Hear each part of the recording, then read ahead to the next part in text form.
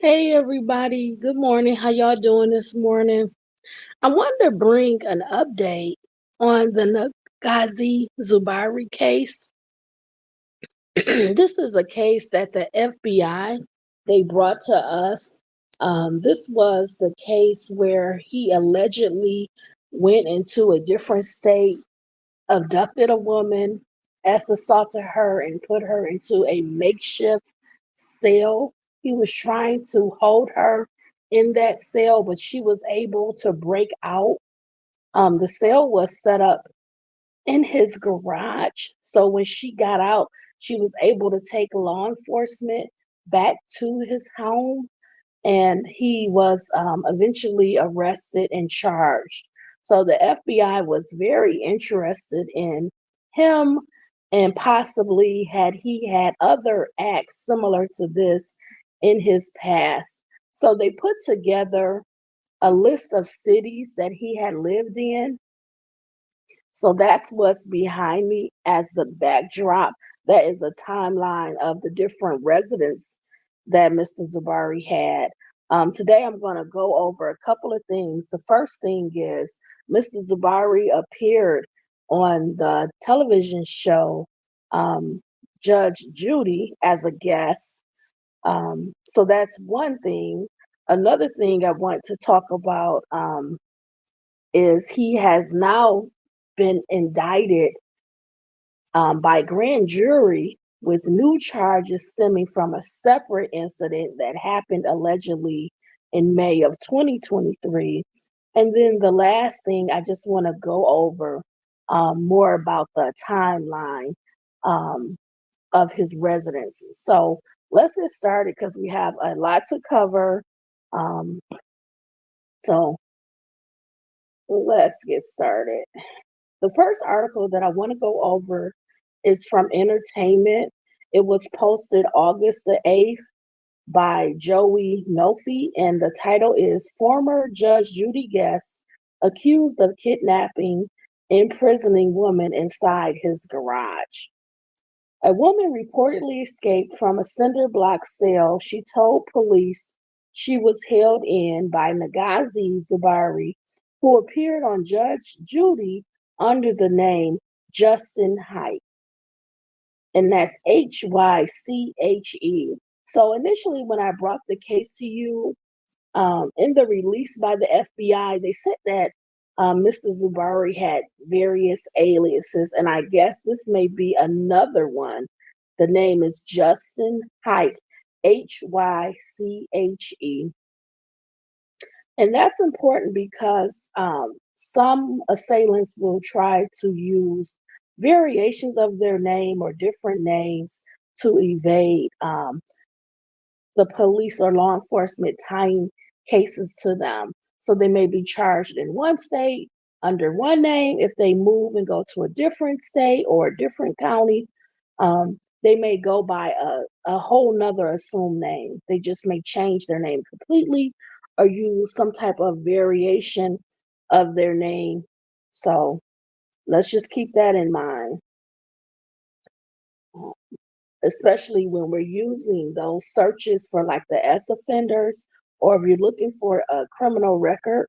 That may thwart your effort because this person may be using different identities, changing the name completely. And if they're from a different state, some of their criminal activity may be in that prior state or states, whereas it will be hard to match them because they're moving as they're getting arrested. So I want you to keep that in mind.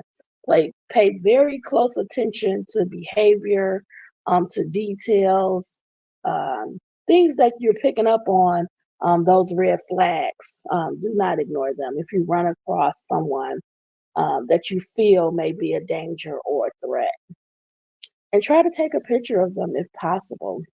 A lot of people, when they have a criminal record or criminal past, they don't want you to take a picture of them, and they don't want you to share that picture on social media, for example, because they don't want to be recognized because they're hiding. So that's something else to think about and consider. Okay, so let's keep going. A man accused of kidnapping and imprisoning a woman who reportedly escaped from his garage once appeared as a plaintiff on beloved TV courtroom series Judge Judy. According to an August 2nd press release from the FBI's Portland field office, 29-year-old Negasi Zuberi was taken into federal custody related to a case of alleged interstate kidnapping after a Washington woman escaped his home in Klamath Falls, Oregon, claiming she was kidnapped, assaulted, and locked in a cinder block cell. So when the case initially hit, it was very shocking. There were pictures of the makeshift cinder block cells. There was pictures of like a metal security door where it would be very hard to get out. Because he tried to build himself, it was not very strong. So she was able to kind of push her way and fight her way with force out. And that's how she escaped outside of his garage. But she initially was in a different state. He traveled there, he saw her, he abducted her, and then brought her to his state where he lived, which was in Oregon at the time. Okay. And you can check out that video. There's a whole video about an hour long, approximately about 4 to 6 weeks ago that I did on the initial release by the FBI of what happened. So check that out, and you can type it in, and you'll be able to see some of those pictures of the makeshift cell. Let's keep going. The release also noted that Zuberi has gone by the names Sakima and Justin Kouassi in the past, as well as Justin Hyde, the name he used during a 2018 appearance in front of Judith Shineland on Judge Judy, which saw him successfully sue his then girlfriend amid a dispute over damaged clothing. Now, I'm going to play just a small portion of his appearance on Judge Judy, only because I want you to see first, watch the video if you're able to, how youthful he is. Sometimes we can be deceived by an appearance, dressing very professional, well spoken. Just like in the case of Ted Bundy, I believe that he may be similar to Ted Bundy, some of his actions, and just having a maybe initial charm, attractiveness, someone that you may want to talk to, maybe you want to get to know. So that may draw you in initially, and then other parts of the personality, the true self that they're trying to hide, that they're trying so hard to keep under wraps, to wear that mask, it comes down. In the clip, it's a point where Judge Judy asks his girlfriend or ex-girlfriend at the time, do you have any proof that he hurt you? Do you have any pictures? And she said, well, I don't have a video, and I don't have any pictures. So it doesn't mean that this did not happen to her. It just means that at the time she did not think, oh, let me capture pictures to prove it later, or let me go to the police. A lot of people that are assaulted, and when there's an issue of domestic violence, unfortunately, they do not go to the police. They do not press charges. Um, they may stay in the relationship. Sometimes they don't have an escape. They don't have family they can go and live with, and they may not want to live in a shelter. So they don't seek out the help that they need. But in her case, she said to Judge Judy that she did not have any evidence, any proof at the time when they were in court that he did these things, that he hurt her, assaulted her, put his hands on her. She said it happened, but because she didn't have any evidence, Judge Judy um, did not really try to hear her, and he received a judgment because his some of his clothing had been damaged. So I'll play just a small piece from that, but let's keep reading. FBI officials detailed the accusations against Zuberi throughout the release, which noted that the conflict began in Oregon before Zuberi reportedly fled to Reno, Nevada, and had a brief standoff with police. According to court records, on July 15th, 2023, Zuberi traveled from his home in Klamath Falls, Oregon to Seattle, where he solicited the services of a uh, S worker. He then posed as an undercover police officer. The victim told investigators that he pointed a taser at her and placed her in handcuffs and leg irons and put her in the back seat of his car. So initially, right there, he's confining her. He's putting handcuffs on her and leg irons. He's impersonating a police officer. This is something similar that Ted Bundy did. He impersonated a police officer. This is a very, very dangerous person. Highly dangerous. Um, check out those videos that I did on Ted Bundy. They're under the Idaho 4 playlist. If you check out my YouTube, if you go to Facebook or Twitter, they're just listed. I compare some of the similarities that I feel are in the Idaho 4 case as far as the mindset of the possible suspect or suspects.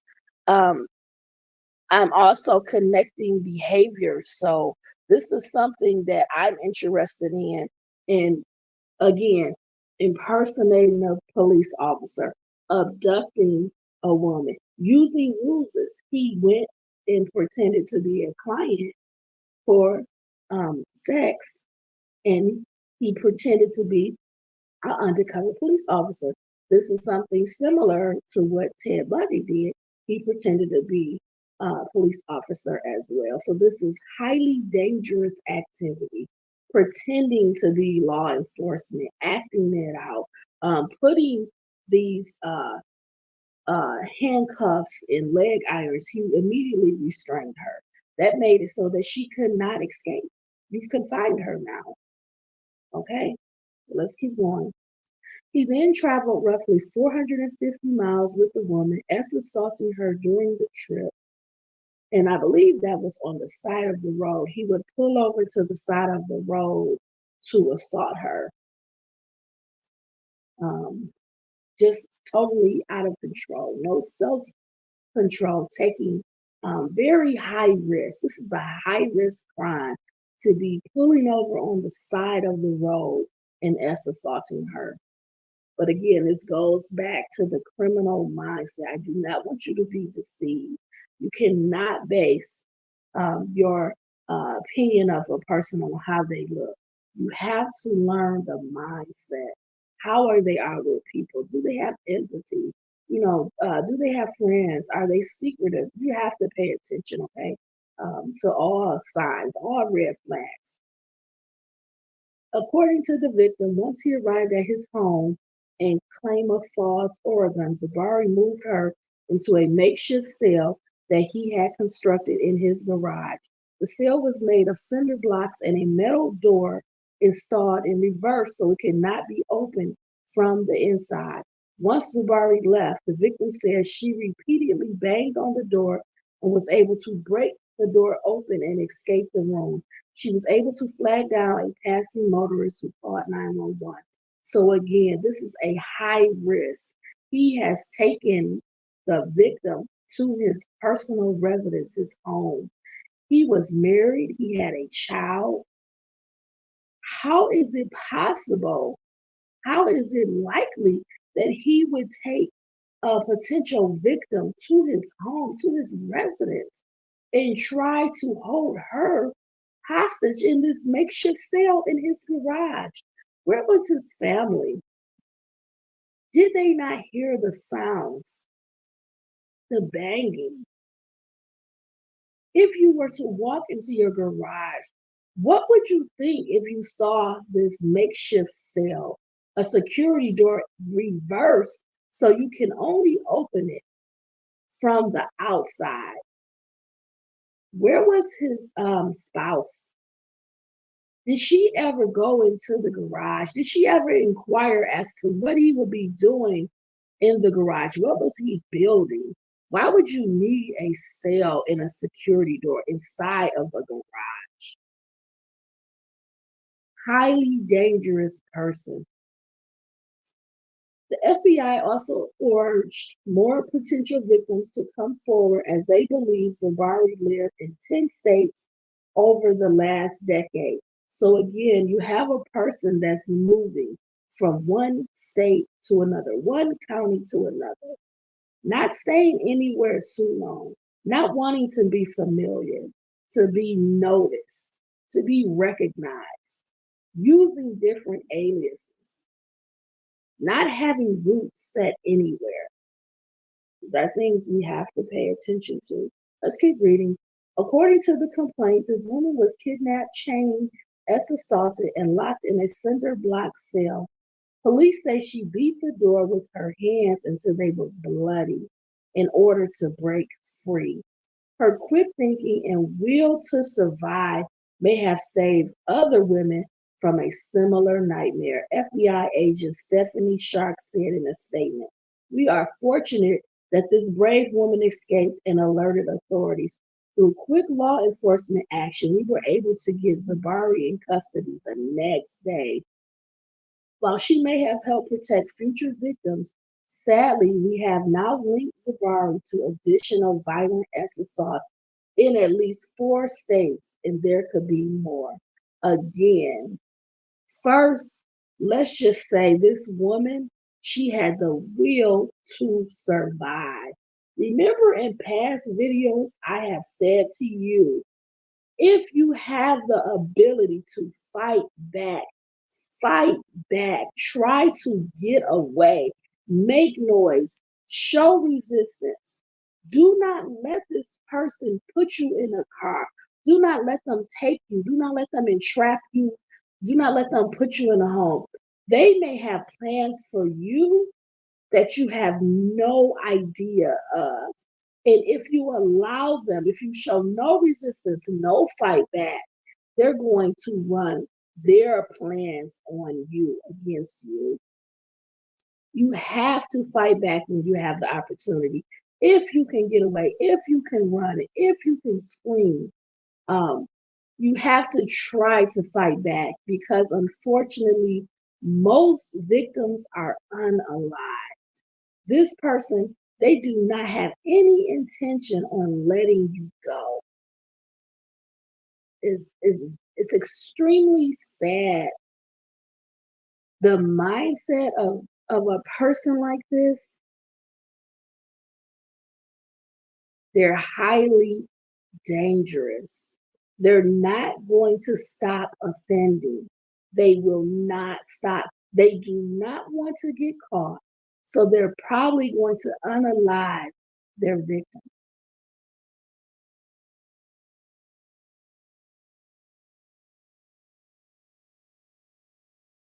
I cannot implore this enough. Just please check out some of the other videos, particularly the Ted Bundy videos align right with this behavior. They're not going to stop offending. They may move from state to state. Ted Bundy went from one state to another state. He was in Washington, then he went to Idaho, then he went to Florida, he stopped in Michigan.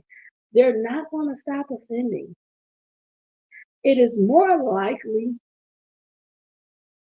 especially if they moved around as a child in their adult life, they will continue to move around, go from one state to a different state.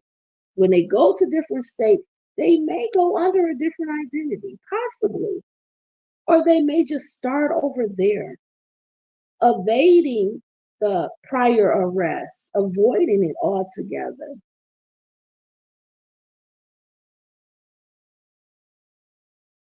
You know, there's a lot of similarities among these serial killers and ex offenders.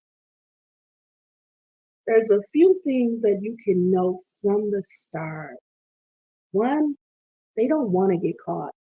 Two, if they have to unalive you not to get caught, they will do it.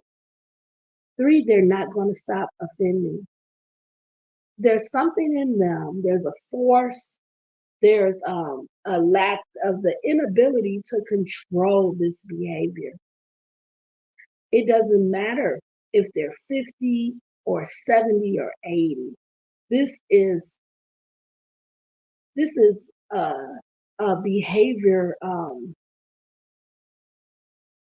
that they really don't have the ability to control. Let's keep reading. The FBI The FBI's release finished by stressing that a criminal complaint is only an accusation of a crime, and a defendant is presumed innocent unless and until proven guilty. Zuberi was one of thousands of guests on Shineland's daily syndicated show, which ran from 1996 to 2021. The 80-year-old then pivoted to streaming service Freevee for Judy Justice. So I just want to show just a small clip, just play such a very small clip of the appearance on Judge Judy. So this is the man charged with kidnapping and holding a woman captive in a cinder block dungeon. Pause this for a second because I want to know this.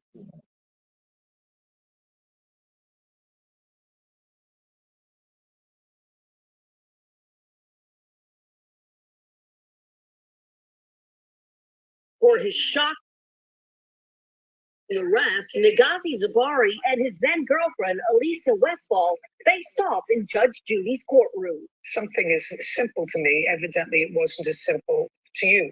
Zuberi looked a lot different back then, wearing a suit and tie. He claimed his girlfriend doused his suits with bleach. Did you notify the police? I'm not. I didn't want to put her in jail. He also introduced into evidence this cell phone video in which she apparently threw a bottle at him. You're going to jail, bro. You're going to jail. I'm calling 911 right now. You just threw that bottle at me. Alicia Westfall countersued over what she called a false restraining order he obtained against her. He didn't put his hands on you. Yes, he did. I didn't see that. That video, Well, show me the photographs of where he put his hands on you. Well, you know what? I don't have the video. You know what? I don't believe you. Judge Judy rendered her verdict. He won. Your counterclaim is dismissed. You destroyed his suits and his computer. Judgment for the plaintiff for the amount of $2,500. We're finished. But that was kid stuff compared to the legal issue. Okay, so I just wanted you guys just to hear a few seconds of that video where the young lady, his ex-girlfriend, she was trying to explain that she didn't have any pictures or video, but she was adamant that he did physically put his hands on her. So it would be great if somebody went back and interviewed her to try to find out any more details of what she alleged happened to her in their relationship. But let's move on because we have more to discuss. Let's go next.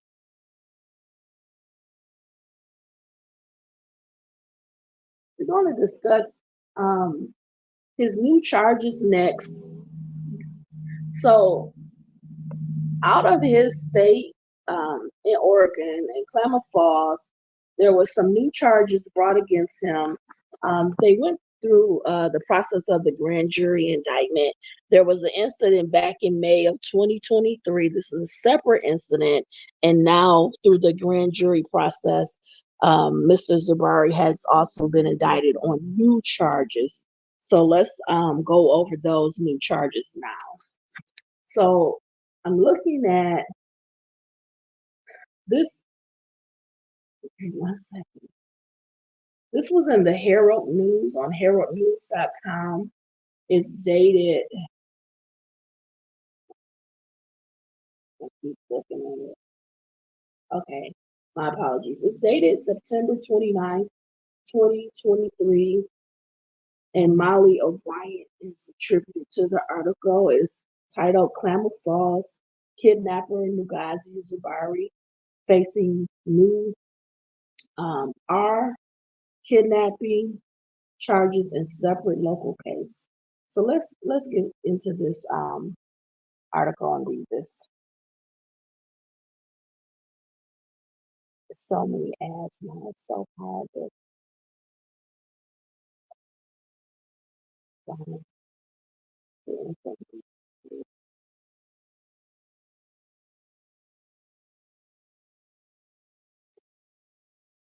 One moment, please.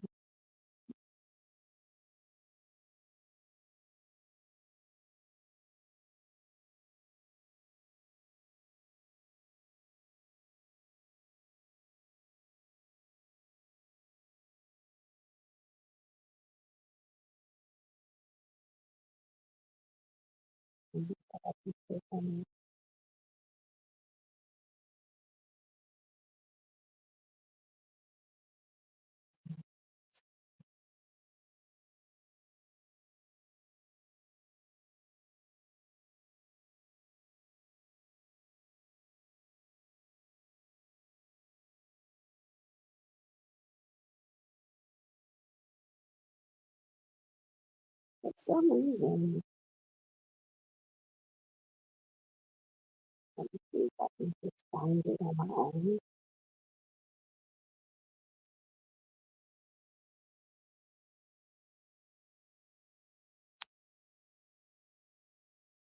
One moment, I'm going to try to just pull it up on my own.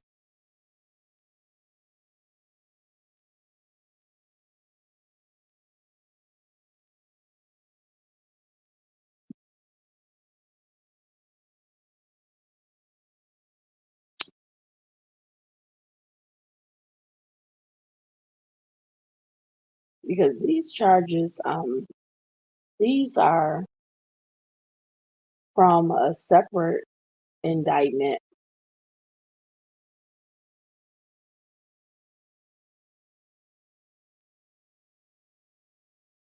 Oh, they want me to set up an account with them to read the article. Okay, 1 second.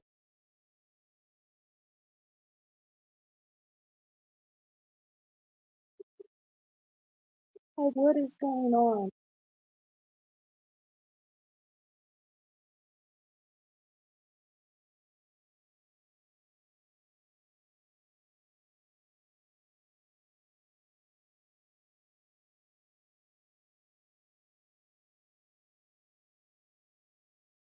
I apologize for this. I didn't know. Um, I didn't only read the article once. So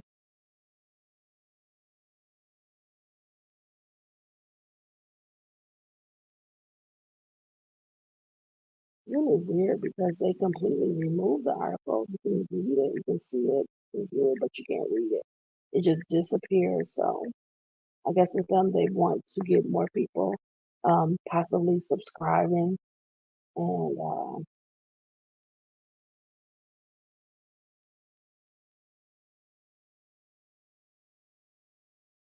I know a lot of newspapers, they have a hard time.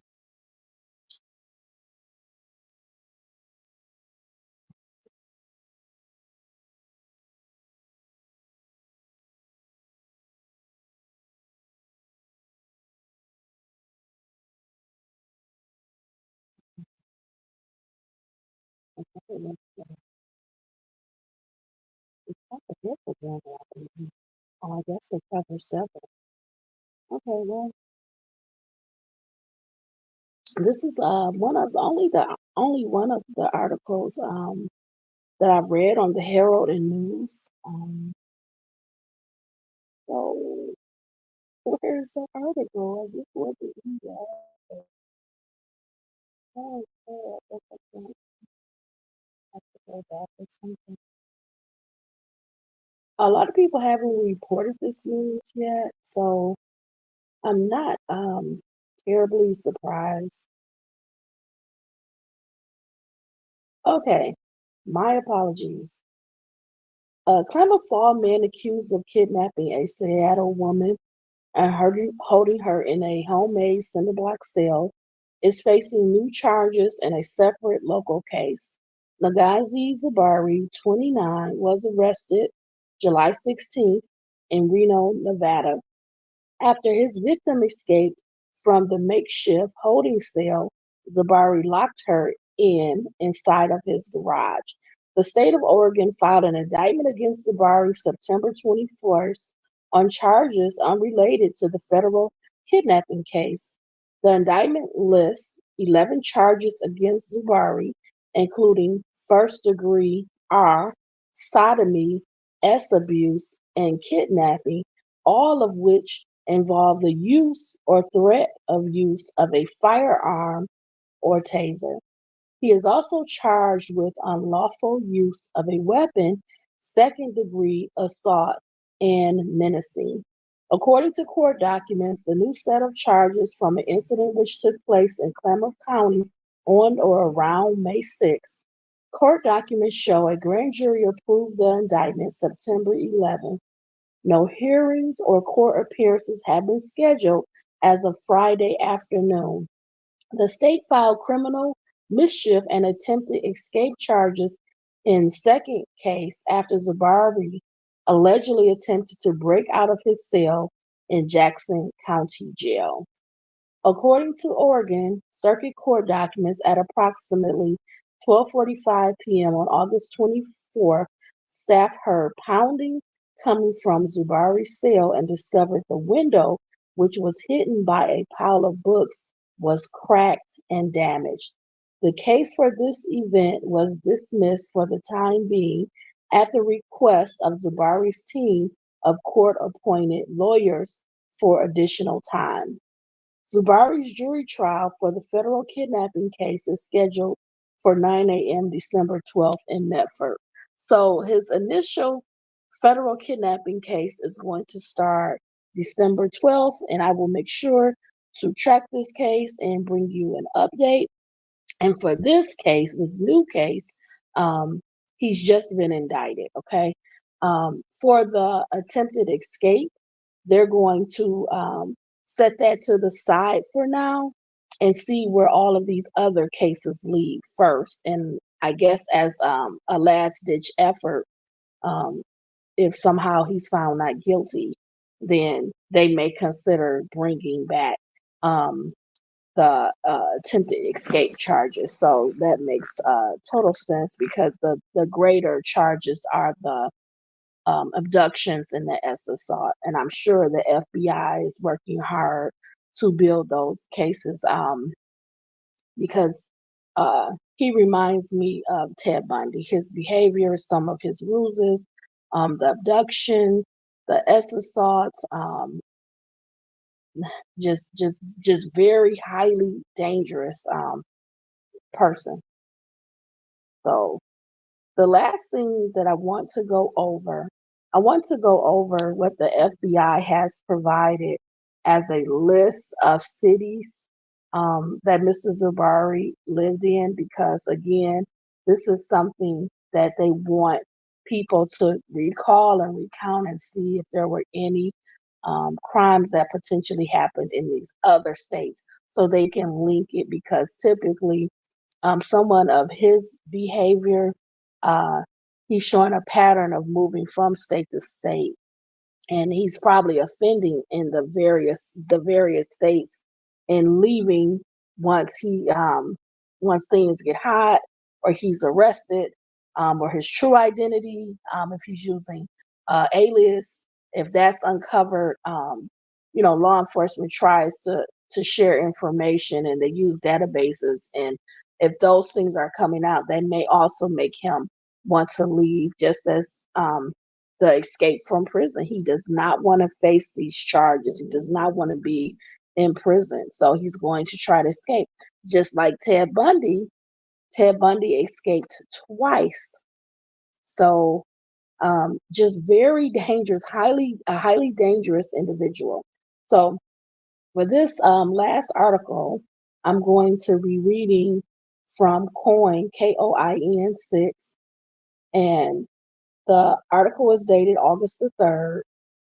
It's written by Michaela Borges and Brandon Thompson, and is titled FBI Releases Timeline of Accused Kidnapper Negasi Zuberi's Past Residences. The Federal Bureau of Investigation has released a timeline of where accused kidnapper Negasi Zuberi has lived as authorities search for additional victims of his after a woman escaped from a center block cell in the garage of his Klamath Falls home in July 20. I'm going to put 2023 so we can always kind of timestamp that. Authorities believe 29-year-old Zuberi, who also went by the names Sakima, Justin Height, and Justin Kouassi, is not originally from Oregon and only lived in the state for a few months. According to the FBI, he lived in 10 states over the past 10 years, and authorities believe there could be additional victims. The investigation has expanded to multiple states, including Washington, Oregon, Colorado, Utah, Florida, New York, New Jersey, Alabama, and Nevada.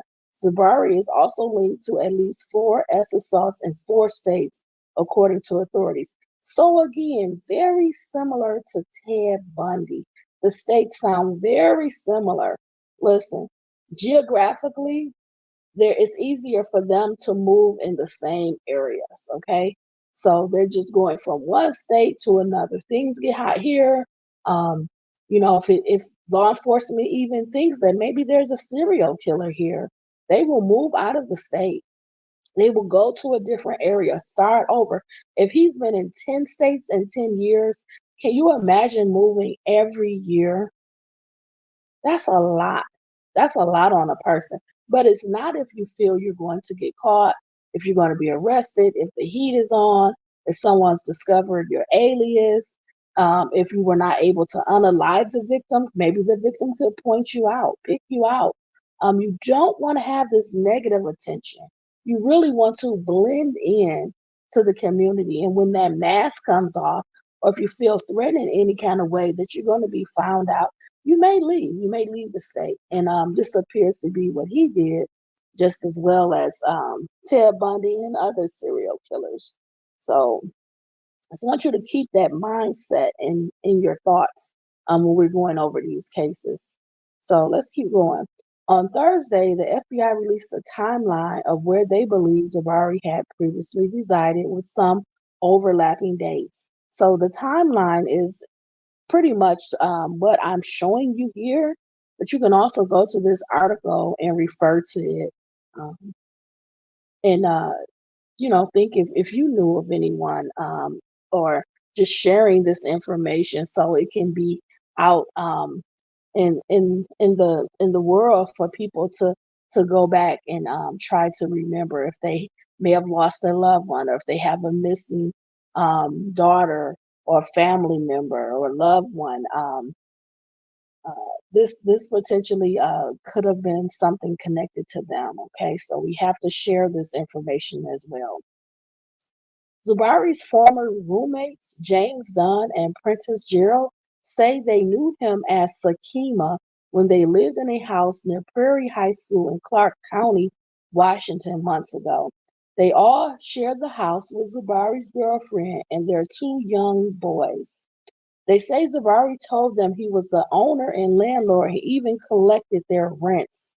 Court records show the real owner of the house worked to evict Zuberi in April, and one neighbor even filed a restraining order against him.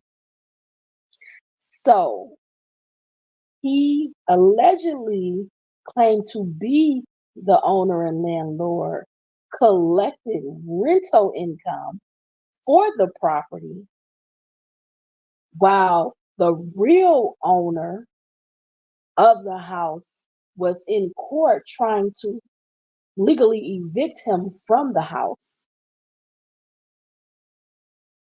If that's not some serious manipulation, then a neighbor filed a restraining order against him. So there must have been some interaction that was negative for a neighbor to file a restraining order against another neighbor. Listen, some people, they can see the BS. They can see negative traits, and they're not taking it. They're not going to sit back and just let you do certain things if it's not good for the community, for the neighborhood. You need more people like this that get involved. Okay. The cops were always showing up, Don said. There was constantly drama happening in and out of the house. As reported by the Associated Press, The Klamath Falls rental home where Zuberi allegedly took the woman is owned by the city's mayor, Carol Westfall, and her husband Kevin, according to the Associated Press. After Zuberi's arrest, the couple evicted him. So the city's mayor, this was a property owned by the city's mayor and her husband. Did they do an inspection? Some landlords, they will go every 3 to 6 months and check on their property, make sure that the upkeep is there.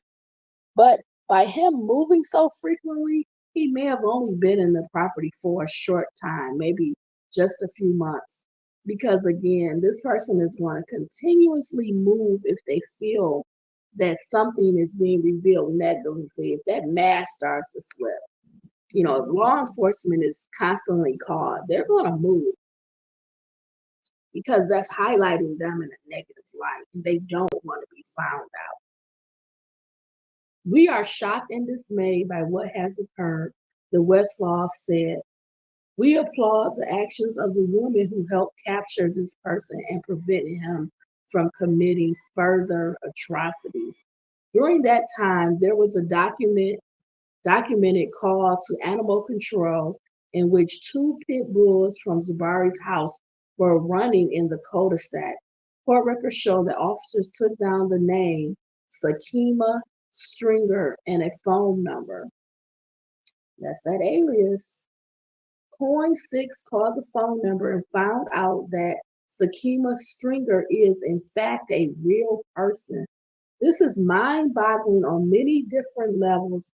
First, the crimes, then the person using my information, my name, and I'm baffled right now, Stringer said. Stringer has ties to Portland and Vancouver too. He admits there's a resemblance. There are some similarities. I'm not saying he's my cousin or anything, but there's some similarities. When I was younger, it makes it even more tricky, he said. Stringer contacted the FBI hoping to avoid getting any more mixed up in the case. He's also rethinking how public some of his information is. I don't know how that person got my information, Stringer said. I run a business, so some information is public, but it makes me want to never use social media again. During a press conference on Wednesday, the FBI said Zuberi traveled from his Klamath Falls home to Seattle on July 15, 2023, where he approached a woman around midnight near Aurora Avenue and solicited, um, adult activity, according to court documents. Zuberi claimed to be a police officer and showed the victim a badge saying he needed to take her into custody, according to the documents, adding that he then pointed a taser at the victim before putting her in handcuffs and leg irons and putting her in the back of his car. The woman said they arrived at the Klamath Falls home.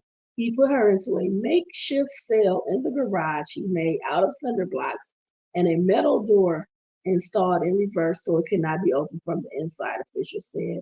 According to authorities, the woman was locked in the cell for a few hours, and after Zuberi left, she escaped by punching and banging on the door several times to break the wheels.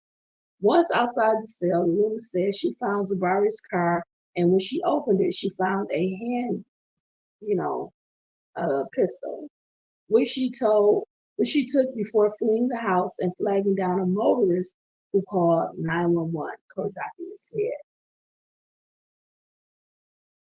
The next day, Zuberi was found in Reno, Nevada, in a Walmart parking lot holding one of his children in the front seat of his car while talking to his wife, according to law enforcement. Court documents say that authorities contacted him and he refused to leave the vehicle and cut himself with a sharp object, causing him to bleed heavily. The documents also say he tried to destroy his phone. The child was unharmed.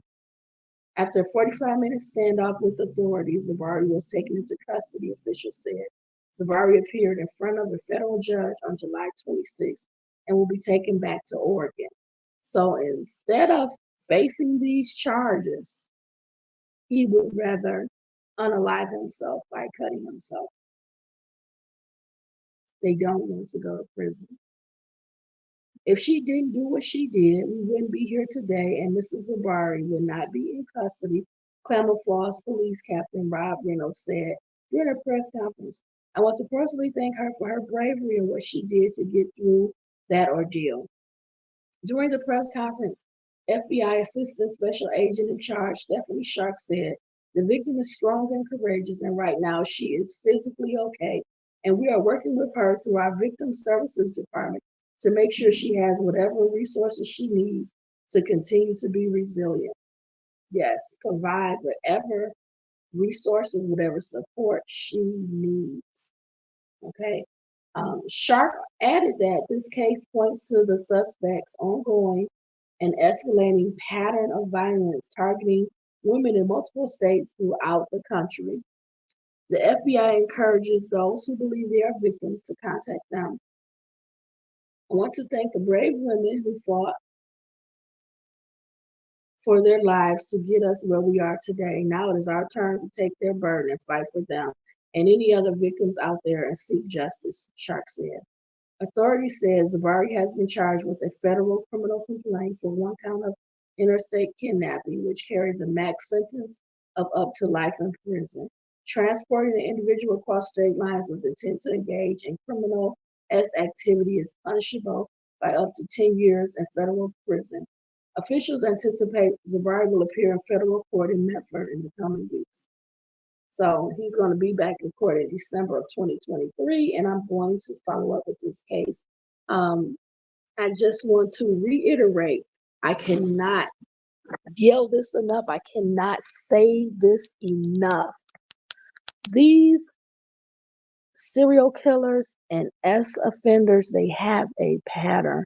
It's something that we can learn from. We can use this information to keep ourselves, our community, our children safe.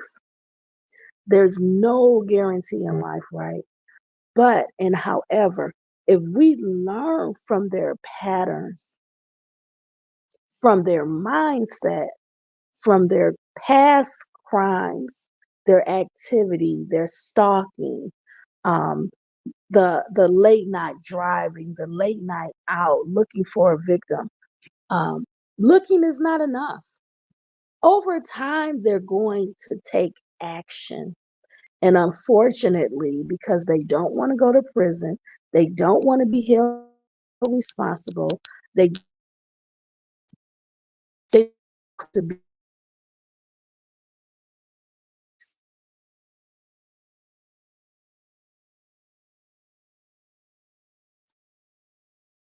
if they can do anything to not be held accountable, responsible, the most likely thing they're going to do is unalive their victims. So I just want to say that, and I want you to remember that. Okay. So I just want to say, stay smart, stay safe, stay savvy, take care of yourself, be well.